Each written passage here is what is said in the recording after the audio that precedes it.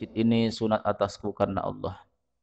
Salawat serta salam marilah kita sampaikan kepada junjungan kita Nabi besar Muhammad sallallahu alaihi wasallam beserta para keluarga, sahabat, zuriat dan pengikut-pengikut beliau hingga akhir nanti. Qala al-musannif rahimahullahu taala wa nafa'na bihi wa bi ulumihi wa lakum fid dharain amin. Wa minas suratil lati yudhkaru fiha ar-rum wa hiya kulluha makkiyatun ayatuha sab'una wa kalimatuha samaniyatu mi'atin wa tis'a asyarata wa huruf wa salasatu alafin wa khamsumi'atin wa salasuna. Di antara surah-surah pula yang disebutkan di dalam Al-Quran yaitu surah Ar-Rum, surah Romawi yang sekarang ini menjadi Italia Tengah. Surah Romawi ini diturunkan Allah Subhanahu wa taala yaitu kulluha makkiyatun, semuanya itu ayat makkiyah atau ayat-ayat yang turun di Mekah. Ayatuha sab'una, ayatnya ada berjumlah 70.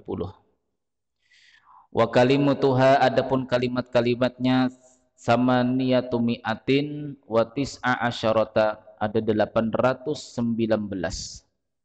Wa hurufuha salasatu alafin wa khamsumi'atin wa salasuna, dan huruf-hurufnya berjumlah 3530. A'udzu billahi minasyaitonir rajim. Bismillahirrahmanirrahim. Alif lam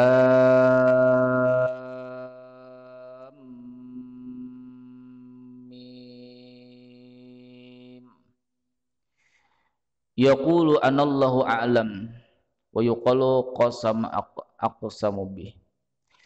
Alif lam mim, kata Ibnu Abbas, diterjemahkan beliau, anallahu a'lam, akulah Allah yang maha mengetahui.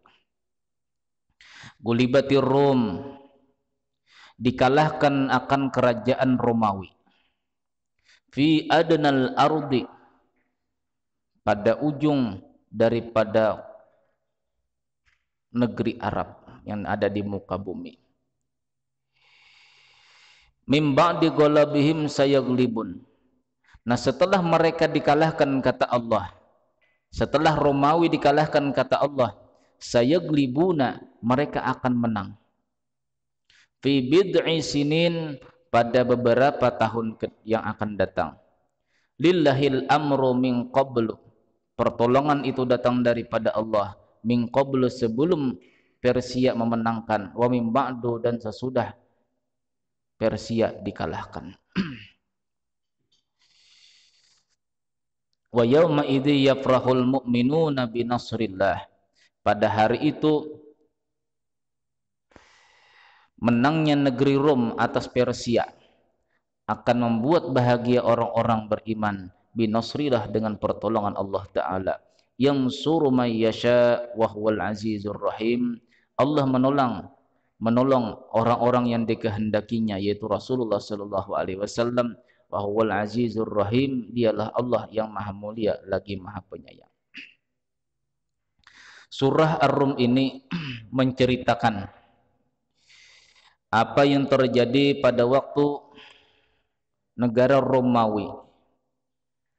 Di waktu Rasulullah sallallahu alaihi wasallam diturunkan ayat ini, di tengah-tengah sahabat Rasulullah berbicara, Alif lam mim, gulibatir Rum fi adnal ard wa hum min ba'di ghalihim sayaglibun.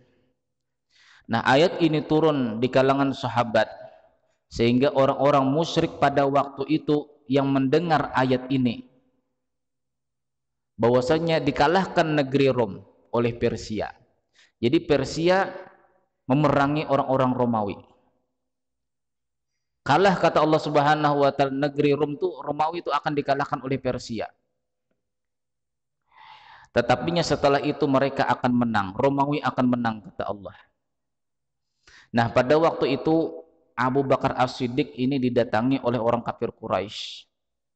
Datang kafir Quraisy, "Hei wahai Abu Bakar, temanmu itu jujur apa tidak?" Betul apa tidak? Selama beberapa tahun orang-orang Persia melawan daripada Romawi. Romawi tidak pernah menang, selalu kalah.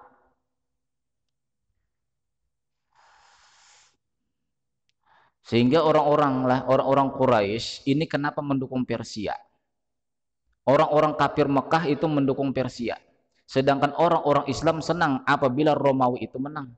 Sedangkan Romawi ini agamanya agama Nasrani. Nah, orang kafir Mekah ini senang dengan Persia dikarenakan orang Persia itu tidak memiliki agama sebagaimana orang kafir Quraisy tidak memiliki agama. Mereka cuma menyembah berhala. Nah, itulah yang membuat kesenangan hati mereka kepada orang-orang Persia. Persia tidak memiliki agama dan orang kafir Quraisy pun tidak memiliki agama. Mereka menyembah, sama-sama menyembah berhala. Nah, sedangkan mereka tidak senang dengan orang-orang Romawi karena orang Romawi memiliki kitab samawi. Kitab samawi artinya kitab yang diturunkan daripada langit, yaitu kitab Injil. Nah, orang Islam yang pada waktu itu memiliki kitab Al-Quran, termasuk kitab samawi atau kitab yang diturunkan daripada langit, ini sama-sama senang dengan orang Romawi.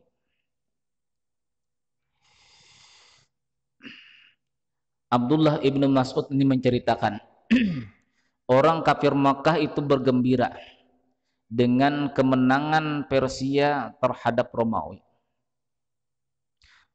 Bertahun-tahun Abu Bakar inilah. Jadi Abu Bakar setelah ditanya orang kafir Quraisy inilah, kafir Quraisy, betulkah Muhammad itu mengatakan demikian? Kita begini saja sudah, kata orang kafir Quraisy.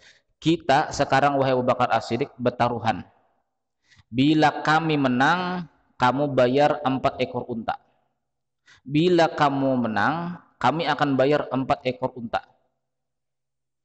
Nah, mendengar seperti ini bertaruhan, Abu Bakar As-Siddiq siap, kata Abu Bakar As-Siddiq.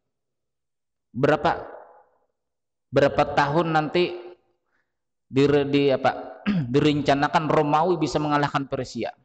Ya sekitar 7 tahun lah, kata Abu Bakar As-Siddiq.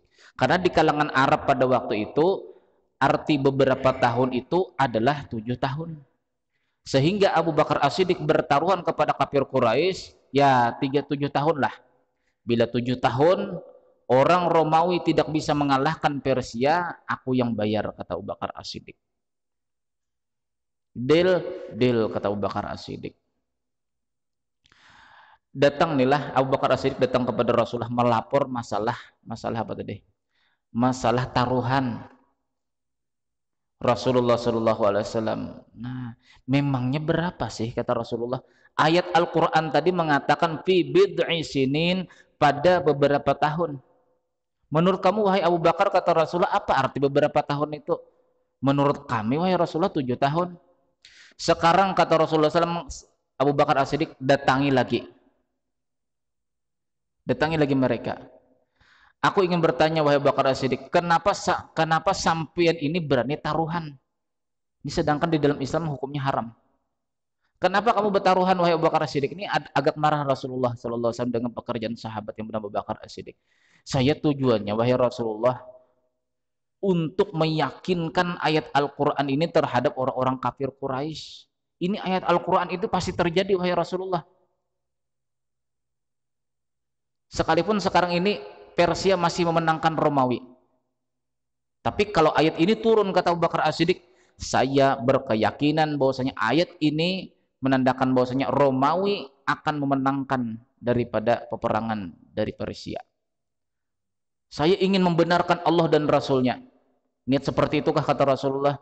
Sekarang kamu balik lagi ke kampung orang-orang Quraisy, datangi.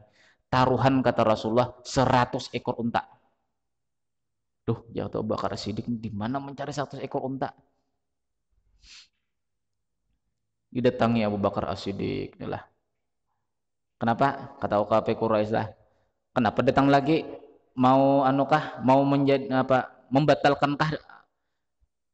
membatalkankah masalah tadi apa? Taruhan tadi mau membatalkankah? Tidak, kata Abu Bakar As-Siddiq, malah ku tambahi lagi. Oke, kata kafir Quraisy, oke. Berapa taruhannya? 100 ekor onta disuruh Rasulullah sallallahu alaihi wasallam.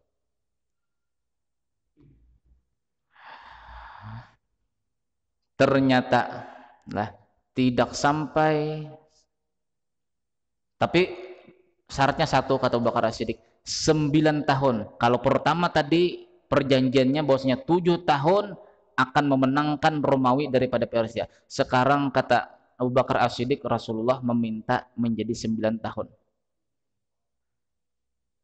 Boleh? Jadi ditambah 2 tahun. Perjanjian bila sampai 9 tahun Romawi tidak bisa mengalahkan Persia, maka kami akan menyerahkan taruhan 100 ekor unta. Deal? Deal. Jadi setelah 9 tahun lah, bertepatan pada waktu perjanjian Hudaybiyah. Kan perjanjian Hudaybiyah ini kan perjanjian bahwasanya orang Islam tidak boleh memerangi orang kafir tidak boleh memerangi orang Islam selama 2 tahun berturut-turut, itu kalau tidak khilaf. Ternyata Romawi bisa memenangkan daripada Persia. Kalah Persia. Yang tidak beragama tadi, kalah Persia.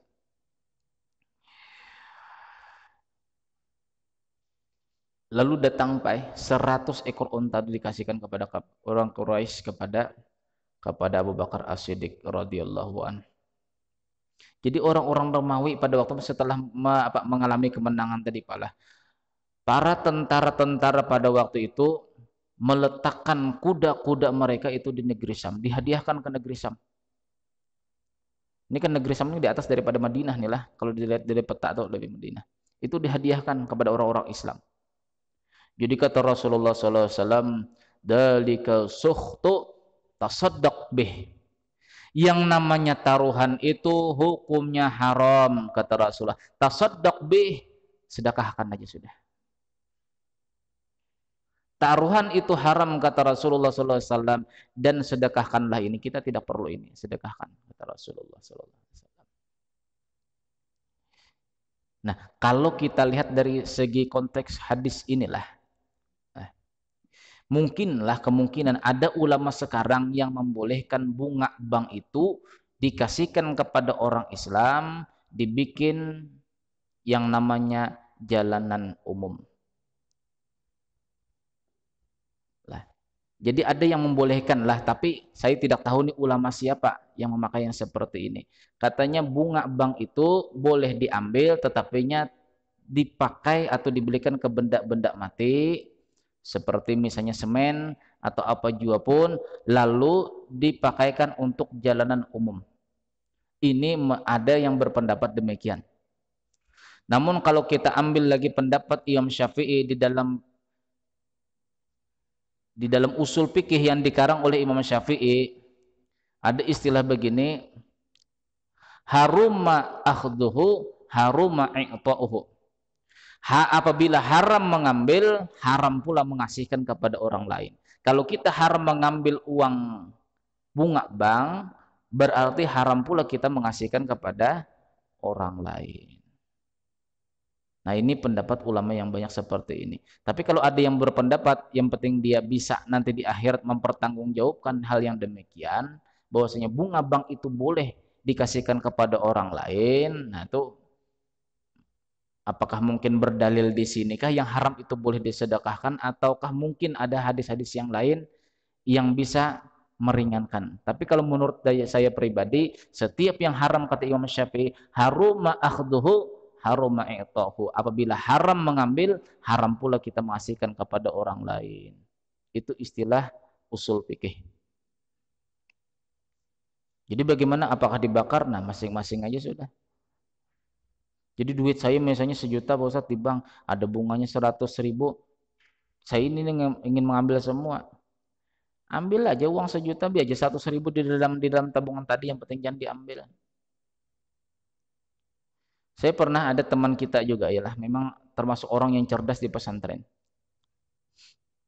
Kata dia, boleh bunga bank itu kita ambil, kita belikan kepada benda-benda mati.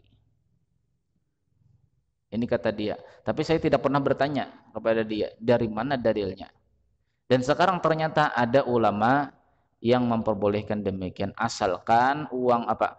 Uang daripada bunga bank tadi itu dibelikan kepada benda-benda mati dan dipakaikan kepada kaum muslimin dan muslimat, seperti jalan misalnya yang berlubang-lubang dianukan ke sana.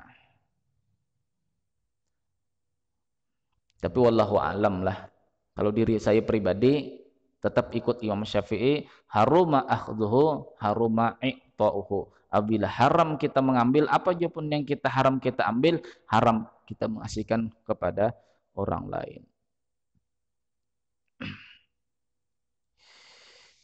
Nah, itulah yang terjadi di zaman Rasulullah sallallahu alaihi wasallam. Hada sukhtu, kata Rasulullah, ini haram. Tasaddaq bih, sedekahkan wahai Abu Bakar As-Siddiq. Kita tidak perlu yang seperti ini. Nah, bangsa Romawi inilah, kalau kita melihat sejarah, bangsa Romawi ini adalah keturunan daripada Al-Isa bin Ishaq bin Ibrahim, cucu daripada Nabi Ibrahim alaihissalam. Keturunan daripada cucu Nabi Ibrahim alaihissalam. Ada namanya Al-Isa. Al-Isa itu punya bapak yang namanya Ishaq. Ishaq punya bapak yang namanya Ibrahim alaihi salam. Nah, mereka ini asal-asal Romawi. Nanti kita cerita-ceritalah, mudah-mudahan sampai waktunya. Mereka ini keturunan daripada anak-anak paman daripada Bani Israel. Mereka ini berkulit putih semua. Orang Romawi itu kulit putih, orang Italia. Kalau Italia asli itu mereka tuh berkulit putih. Tidak seperti kita. Ini Italia. Mereka itu memiliki kulit putih. Nah, sebelum mereka ini orang-orang Romawi sebelum berpegang kepada agama Nasrani, inilah ceritanya. Mereka ini berpegang kepada agama Yunani. Agama Yunani. Agama Yunani, kita kembali lagi. Agama Yunani itu berasal daripada agama yang dipegangi oleh Yapis bin Nuh. Jadi Nabi Nuh itu ada memiliki anak yang namanya Yapis. Nah, mereka ini Yapis bin Nuh, ini termasuk orang kafir. Mereka ini menyembah bintang-bintang yang 7. Jadi bintang-bintang di langit, Makanya kenapa orang-orang Romawi ini dikenal sebagai orang-orang filsafat? Karena dahulunya datu-datu mereka ini berpegang kepada Yapis bin Nuh. Yapis bin Nuh ini menyembah bintang-bintang. Jadi kalau bintang tarik ada malam ini menunjukkan ke sana, berarti panas besok. Itu kita yakini, insya Allah besok panas ya. Itu agama filsafat dahulu. Agama-agama Romawi seperti itu mengikuti agama-agama Yunani. Nah, sehingga kan ada istilah primbon Jawa. Nah, saya pernah membaca itu pada waktu saya masih bujangan, itu punya buku seperti ini, primbon Jawa. Itu sudah semuanya saya baca. Jadi apabila bintang Aquarius, bintang apalagi itulah Pisces, bisa nyebut bintang macam-macam bintang sampai 12 bintang, ini sifatnya begini, sifatnya begini, ini daripada bangsa Yunani. Pelajaran siapa? Pelajaran Yapis bin Nuh. Ini yang dipegangi oleh sebahagian orang-orang Islam di Indonesia. Maka kalau ada berita berita di radio, ada televisi, bagi Anda yang kelahiran bulan Agustus, yaitu berbintang Leo, termasuk saya pribadi, maka rezeki Anda dalam seminggu ini akan bertambah kuat. Macam-macam. Masalah perjodohan Anda, percintaan Anda begini-begini akan terjadi ini macam-macam. Itulah ramalan orang-orang Romawi. Siapa mulanya? Masalah perbintangan itu adalah Yapis bin Nuh. Ini mengajari kepada orang Romawi, orang-orang Yunani. Nah, Yunani ini mempelajari kepada orang-orang Romawi. Ini agama pertama mereka. Sebelum mereka beragama Nasrani. Padahal mereka ini keturunan Bani Israel, keturunan Yahudi. Tapi ikut kepada agama Yunani. Lalu ikut lagi kepada agama Nabi Isa alaihissalam. Nah, di sini nanti nanti ujung-ujungnya Injil itu terbagi menjadi 2. Ada perjanjian lama, ada perjanjian baru. Itu kalau kita buka sejarah. Jadi mereka ini menyembah kepada 7 bintang. Ini asal mula Romawi. Yang disebut dengan bintang 7 atau mutahayyirah. Bintang mutahayyirah. Mereka ini dahulunya orang-orang Romawi sebelum menganut agama Nasrani. Inilah Italia. Ini mereka ini sholatnya mereka itu menyembah ke arah utara. Mereka membangun yang namanya Dimasyik, kuil-kuil. Jadi sebelum yang namanya ada gereja-gereja, itu orang-orang yang sebelum memegang kepada agama Nasrani, ini kuil-kuil gereja-gereja ini sebenarnya sudah ada terlebih dahulu ketimbang daripada agama Nasrani. Agama Nasrani ini bentukan daripada agama Yunani. Bentukan daripada agama yang digabung oleh orang-orang Romawi, agama Yunani digabung dengan agama Isa. Ini dicampur aduk pakai dua agama Yunani dicampur dengan agama Nasrani lalu menjadi agama Al-Isa Al-Masih. Ini ceritanya panjang nih lah. Cuma kita singkat.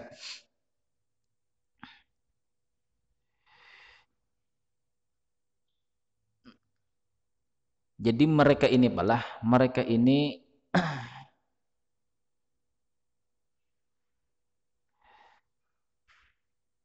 memiliki agama Isa. Isa keturunan daripada cucu Nabi Ibrahim. 300 tahun sebelum lahirnya Nabi Isa alaihissalam. Sudah memegang agama Isa. Bukan Isa tapi Isa. Al-Isa bin Ishak bin Ibrahim. Jadi Nabi Isa itu belum dilahirkan. Nah, kaisar mereka itu bernama Konstantin bin Qasnus. Nah, mereka inilah yang memasukkan agama Nasrani. Nah, ini mulai agama Nasrani dimasuki dengan politik-politik, Pak. Jadi keturunan-keturunan daripada Romawi, setelah lahirnya Nabi Isa alaihissalam, agama Romawi tadi ini yang masih berpegang kepada agama Yunani, ini menggabung agama Nasrani, dimasuki mereka.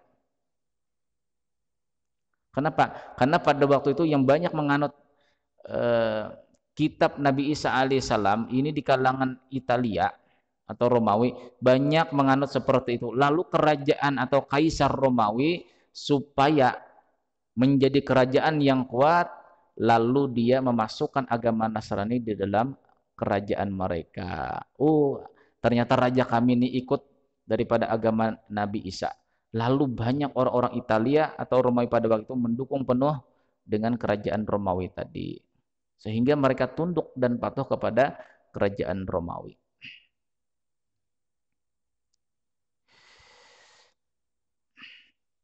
Nah, jadi asal mula nih lah.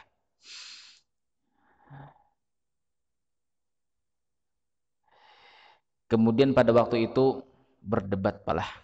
Abdullah bin Arius ini berdebat dengan Raja Romawi. Yang mendukung kerajaan Romawi, Raja Romawi yang asal mulanya agama Yunani, ini 318 uskup membikin agama baru. Jadi Yunani, kerajaan Romawi ini berpegang kepada agama Yunani, datang atau lahir lagi agama Nasrani, Nabi Isa alaihissalam, digabung mereka. Agama Yunani dengan agama Nasrani digabung. Berdebat pada waktu itu yang berpegang teguh kepada agama Nasrani yang murni daripada Nabi Isa alaihissalam itu Arius. Berdebat dengan Roma. Jangan dicampur ini agama Nasrani, Yunani. Nah, tapi karena dukungan daripada 318 uskup pendeta yang di dalam kerajaan tadi itu yang mendukung raja, lalu tersingkirlah yang namanya Abdullah bin Arius tadi. Lalu sepakat Pak membuat agama baru. Nah, agama baru yang diistilahkan mereka namanya amanah besar atau amanatul azam. Ternyata di dalam agama mereka itu palah, di dalam agama mereka itu yang baru itu campuran ini digabung menjadi satu. Ternyata di sana ada khianat, sifat khianat. Mereka menjadikan hukum halal dan haram kesepakatan mereka. Yang asal mulanya babi di dalam kitab Injil haram dihalalkan oleh mereka. Nah, coba ini mulai nih campuran Yunani campur Nasrani menjadi namanya hukum amanah besar. Di sana diubah akidah-akidah Nasrani. Karena raja adalah yang mendukung 318 lagi pendeta pada waktu itu. Gabung. Babi yang asal mulanya haram di dalam Injil jadi halal. Pokoknya yang halal kata mereka enak ini nah, ayo halalkan, dibikin halal dalam kitab perjanjian baru tadi. Makanya kita bedakan, ada agama perjanjian lama dengan perjanjian baru. Perjanjian baru inilah perubahan daripada agama-agama Romawi tadi. Diubah di sana apalah. Yang asal mulanya dalam kitab Injil haram, halal babi.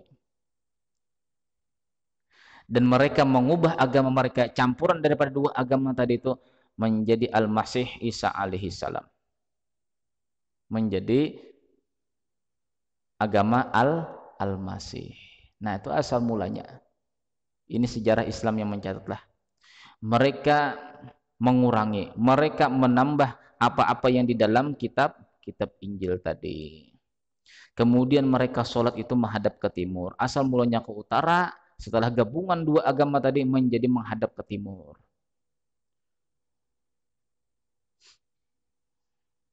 Mengganti hari Sabtu menjadi hari Minggu.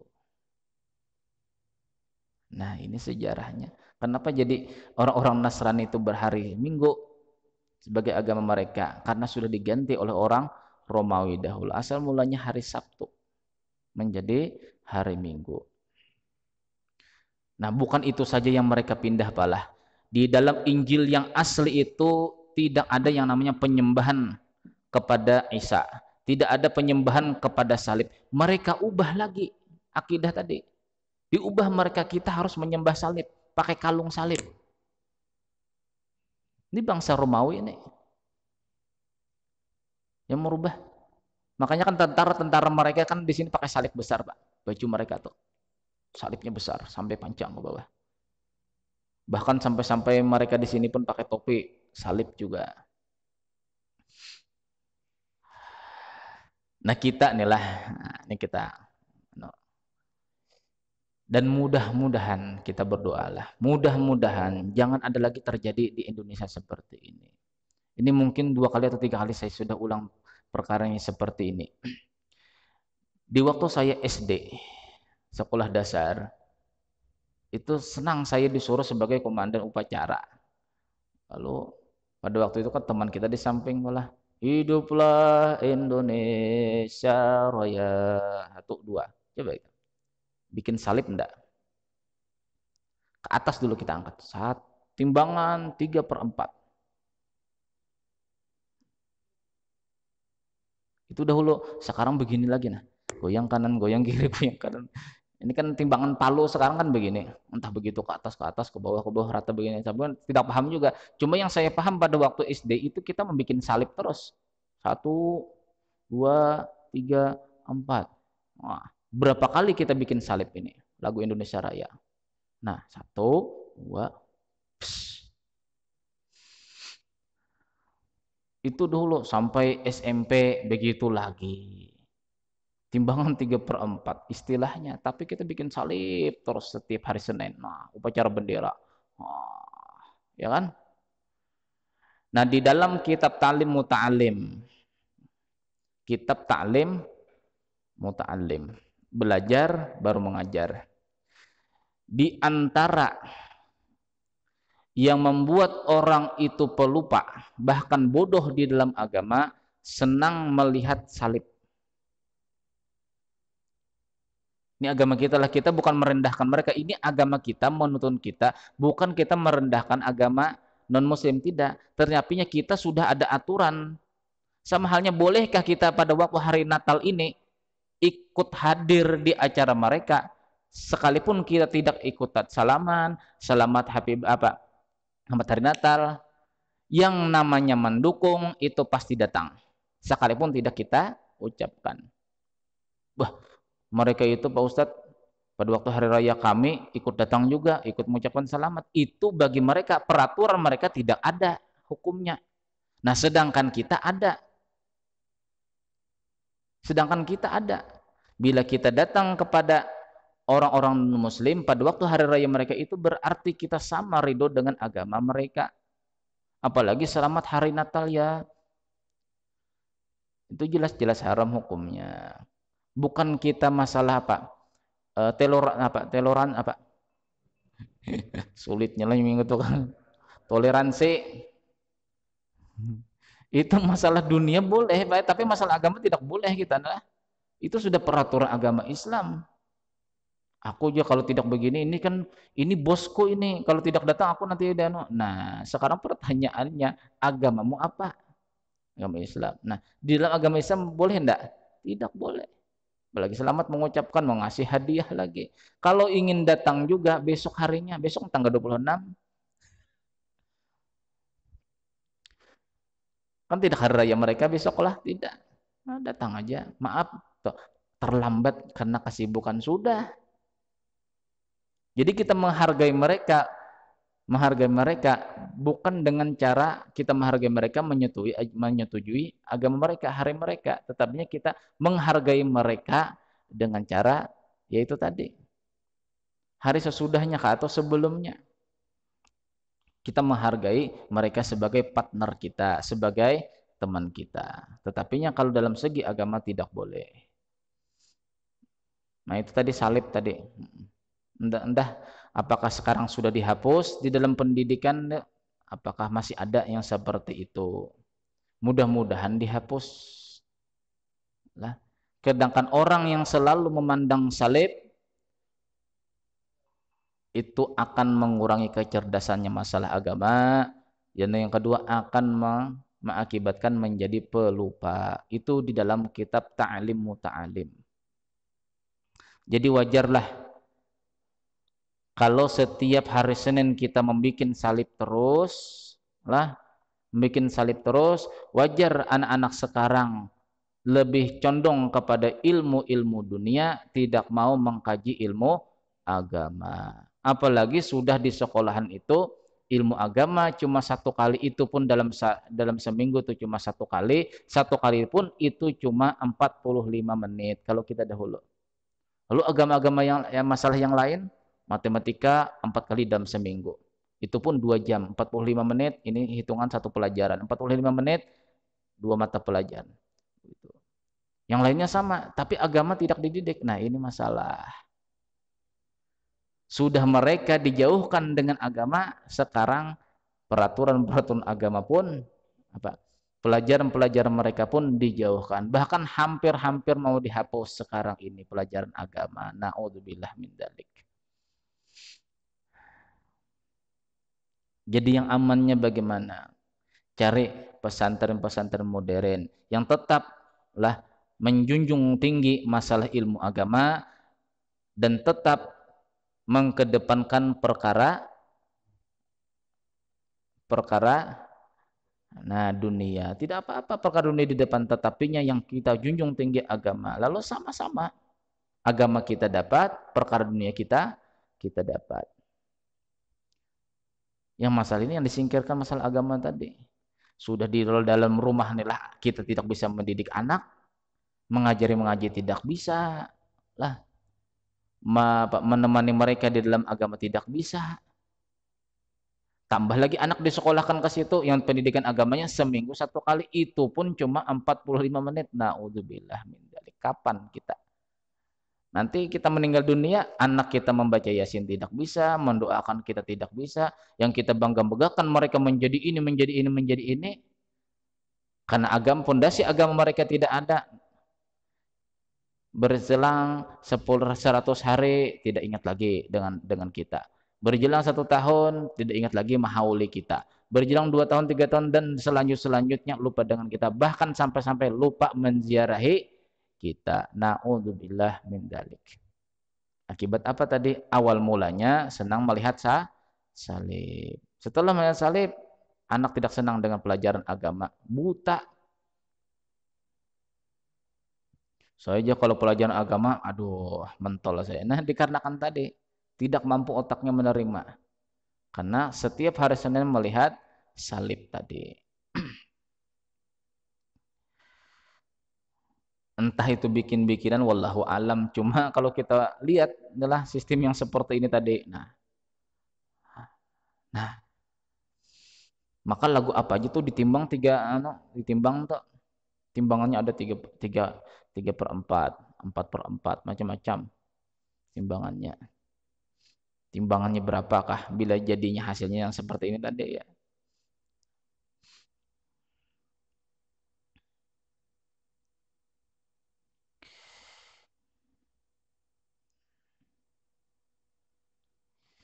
Jadi mereka menyembah akan salib. Asal mulanya Injil tidak menyuruh menyembah salib. Sekarang menyembah salib sudah diubah oleh orang Romawi.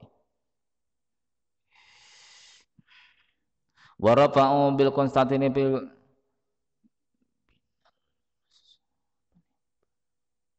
Kemudian mereka mengangkat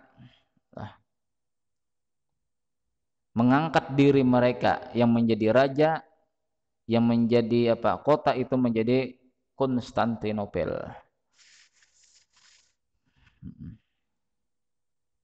Jadi yang paling tinggi itulah, yang paling tinggi itu Paulus. Nah, asal mulanya tidak ada Pak istilah seperti itu. Istilahnya dahulu itu rahib. Satu rahib itu aja yang diperpegangi ulama-ulama mereka itu rahib. Tapi setelah pembentukan agama, dua agama dibentuk menjadi satu, lalu timbul yang namanya Paulus. Satu, Paulus. Yang kedua Patrik, bawahannya Paulus. Di bawahnya lagi ada istilah kardinal. Maka ada sandal kardinal. Ini hati-hati inilah, apakah kiriman dari sana Italia tadi kah Eropa, udah tahu sandal kardinal. Celana kardinal pun ada Pak sekarang. Jadi agama mereka inilah, nah tunduk patuh mereka raja inilah kepada Paulus tadi. Itu junjungan mereka, anggap aja jadi nabi lah istilahnya tuh. Jadi Paulus yang memperegangi paling tinggi. Setelah itu baru yang namanya Patrik. Setelah Patrik baru yang namanya kardinal. Setelah kardinal ada namanya lagi yang paling bawah uskup. Setelah uskup ada lagi yang namanya pendeta. Nah, Romo. Nah,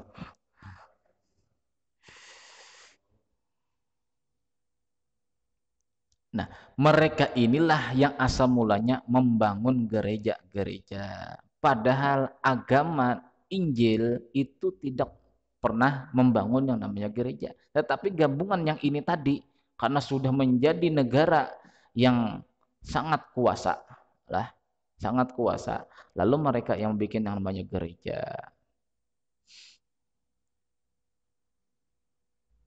Bahkan sampai-sampai mereka itu bisa membangun 10.000 gereja. Coba.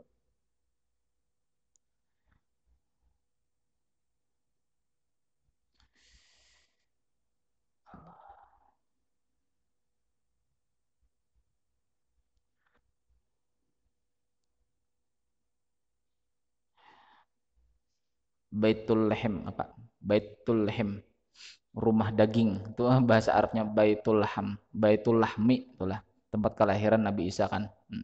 Baitul Lahem Bethlehem itu singkatan mereka Bethlehem. Betlah. Asalnya tuh Baitul Lahmi tapi disingkat Bethlehem. Rumah daging, rumah kulit namanya. Itu di sana ada 3 mihrab lah. Nah, mereka ini menjadikan agama mulkiyah, artinya kerajaan palah apa? Agama sekarang ini lah, agama Nasrani sekarang ini adalah agama mulkiyah. Arti mulkiyah itu adalah campuran yang dicampur oleh agama Romawi, agama Yunani dicampur dengan agama Nasrani, menjadi agama yang namanya mulkiyah. Tetapi orang-orang yang sekarang tidak paham sejarah ini, Pak, kami betul-betul berpegang kepada Nabi Isa, padahal sudah dirubah mereka. Ini yang tidak tahu sejarah. Kalau seandainya tahu sejarah Islam seperti itulah, insya Allah orang-orang Nasrani akan masuk Islam. Di dalam surah Al-Maidah akhir daripada juz 6, la tajidanna asyaddan nasi adawatan lil ladina amanu ladina yahuda wal ladina asyraku. Kamu wahai Muhammad akan menemui yang akan sangat memerangi orang Islam atau orang beriman itu adalah Yahudi dan orang-orang musyrik. Wala tajidannahum aqrabahum mawaddatan lil ladina amanu ladina qalu inna nasara. Ini nanti akan ketemu kita. Wala tajidannahum aqrabahum mawaddatan lil ladina amanu ladina qalu inna nasara. Dan nantinya kamu wahai Muhammad, kata Allah Subhanahu wa taala, akan menemui orang-orang Nasrani itu sangat mencintai orang Islam, aqrabahum mawaddatan lil ladina amanu ladina qalu inna nasara. Kami adalah orang Nasrani. Nantinya kita tidak tahu sekarang nih, tidak tahunya. Dalika bi anna minu apa? Dalika bi annahum kisisina wa ruhbana wa annahum istakbirun. Alasannya inilah, alasannya Allah Subhanahu wa taala menjadikan agama Nasrani nantinya inilah mencintai orang Islam. Ini sudah mulai banyak orang-orang Nasrani inilah. Nasrani ini banyak yang senang dengan orang Islam. Ini sudah mulai, pertanda sudah akhir zaman. Di annahum kisisina, mereka itu merendahkan diri, wa annahum la yastakbirun, dan mereka tidak menyombongkan diri. Nanti ada Nasrani itu akan sangat mendukung dengan kita sekalipun mereka merasa berbeda dengan kita agama Islam. Tapi yang banyak yang memusuhi kita adalah orang Yahudi dan orang-orang musyrik. La tajidanna asyaddan nasi adawatan lil ladina amanu. Kamu wahai Muhammad pasti akan menemui adawatan lil ladina amanu, memusuhi sekali dengan orang-orang beriman. Mereka itu orang-orang Yahudi. Bahkan adalah ma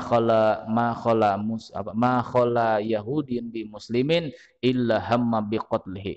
Apabila kata Rasulullah sallallahu alaihi wasallam bersendirian orang Islam ketemu dengan dua orang Yahudi, pikiran orang Yahudi itu adalah hamma biqatlihi, kita pikirkan nih supaya mati orang Islam.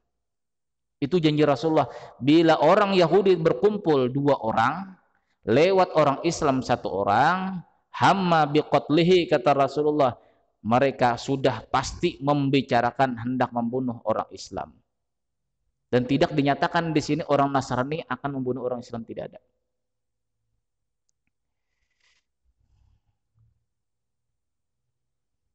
Ma khala Yahudiyun bi muslimin illa hamma biqatlihi. Tidak sunyi, artinya pastilah apabila ada orang Islam sendirian sehingga datang ada orang Yahudi, niscaya Yahudi tadi berpikiran untuk membunuh orang Islam.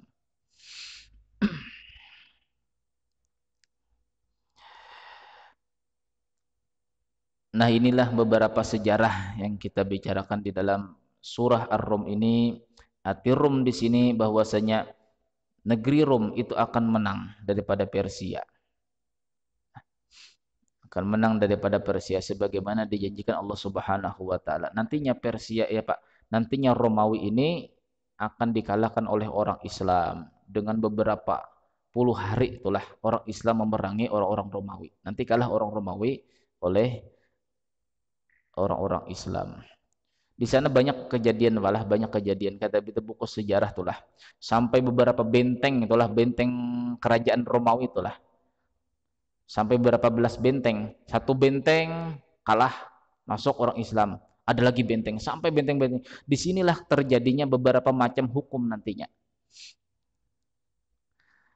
Di antaranya hukum masalah memakan binatang keledai. Di sana ada terjadi nanti di situ. Jadi kalau kita buka sejarah inilah ramai, memang agak ramai. Tetapinya apalah SKI, sejarah kebudayaan Islam, seharusnya sejarah agama Islam. Kenapa kebudayaan yang dibicarakan, bukan agamanya? Jadi dahulunya telah kita yang lebih tua daripada kita itu belajar bukan kebudayaan, seharusnya sejarah Islam. Nah, pada waktu saya sekolah Madrasah Sanawiyah, saya berubah dari SMP sampai SMP kelas 2. Setelah bapak saya meninggal, karena SMP tidak ada, saya masuk ke Sanawiyah. Bingung saya bahasa Arab. SMP masuk ke Sanawiyah, bingung saya bahasa Arab. Jadi sebelumnya itu kita belajar SI, sejarah Islam, tapi dirubah mereka sekarang menjadi sejarah kebudayaan Islam. Seharusnya bukan kebudayaan, Pak Ai. Karena kalau kita pandang kebudayaan itu lebih banyak kita inilah banyak cekcok dengan sebagian sahabat-sahabat yang lain. Muawiyah dengan Sayyidina Ali. Lah, seharusnya yang kita pelajari itu agama Islam. Kalau kita belajar kebudayaan Islam inilah otomatis kita lebih banyak mendukung kepada sebagian sahabat daripada sahabat yang lain. Contoh Sayyidina Ali dengan Muawiyah ini berperang. Terciptalah menjadi 12 Syiah. Terpecah Islam pada waktu menjadi 12 Syiah. Nah, kita belajar budayanya saja, maka kita lebih banyak memusuhi sebahagian sahabat yang tidak sepaham dengan akal kita. Yang seharusnya yang kita pelajari itu adalah sejarah Islamnya, agama Islamnya, bukan sejarah kebudayaannya. Itu yang bagusnya. Nah, wallahu a'lam bishawab. Al-Fatihah. Bismillahirrahmanirrahim. Alhamdulillahirabbil alamin. Arrahmanirrahim. Amin. Bismillahirrahmanirrahim. Alhamdulillahirabbil alamin wassalatu wassalamu ala asyrofil anbiya'i wal mursalin sayyidina wa lana Muhammadin wa ala washabihi barik wasallim ajmain. Allahumma ighfir lana ma akhtana wa ma ta'ammadna wa ma asrarna wa ma a'lanna wa ma anta bihi minna. Antal muqaddim wa antal muakhir, la ilaha illa anta, rabbana atina fid dunya hasanah wa fil akhirati hasanah wa qina adzabannar. Wa sallallahu ala sayyidina Muhammadin wa alihi wasallam. Alhamdulillahirabbil alamin. Subhanakallahumma wa bihamdika asyhadu an la ilaha illa anta astaghfiruka wa atubu ilaik. Assalamualaikum warahmatullahi wabarakatuh.